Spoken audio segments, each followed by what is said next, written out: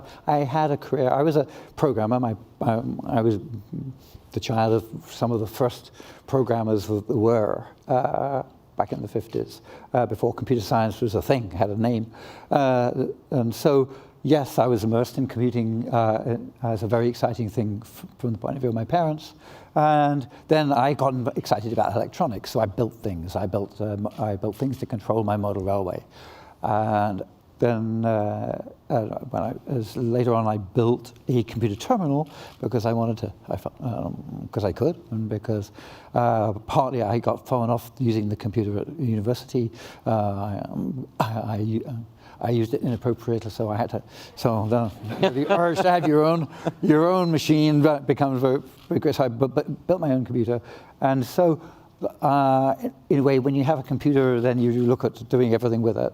Later on, so I think that generation was an amazing generation to be part of, because just when you're in elementary school, you can make things with magnets and with wire and nails, and then as you come through high school, suddenly transistors are available. They become cheap enough for a kid to buy, and then as you start building things with transistors, which get a bit complicated, and you realize that you know how to build a computer, the microprocessor comes out just at the point where I'm getting to university. So I can buy a microprocessor chip, 2-inch long chip, 6800 chip if you're interested, put it into and build my own computer. So I sort of rode the wave of discovering computers as something which you could actually have in your house and you could use to solve all kinds of problems. And I worked at various companies, and I worked as a consultant, and so so I'd come across things like communication protocols. I'd come across things like when you program a printer, how to make it make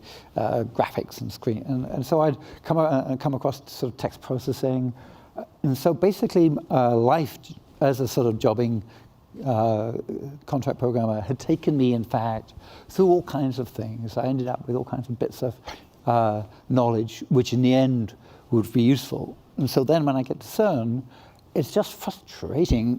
One of the reasons why you should get your kids to teach your kids to code is that then they can look at a computer and realize that it can be different, realize that they can program it to be different. And so I'm at CERN, and all these systems that are incompatible. And if I'm sitting on one computer system, I can't get information on the other one. I have to log on into it separately and have to learn a completely different program to get at the help system or the documentation system. And at CERN, because CERN's a great place to invent the web, because lots and lots of different documentation systems came from all over the world. So there's a lot of frustration, personal frustration for me, an idea also that I wanted to have really good collaborative tools for the people I was working with. And so when you realize, it could be simpler, and the web is really basically a very, very simple idea, very simple